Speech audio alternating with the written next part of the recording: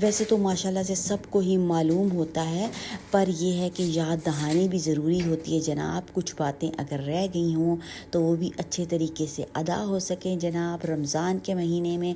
اور ایک دفعہ ہی رمضان آنا ہے سال میں، تو اس کے سارے جو ہیں احکامات کو صحیح طریقے سے فالو کر لیا جائے اور اپنی زندگی کو جناب اللہ تعالیٰ کی رحمتوں، برکتوں، عنایتوں اور خیروں سے سمیٹ لیا جائے۔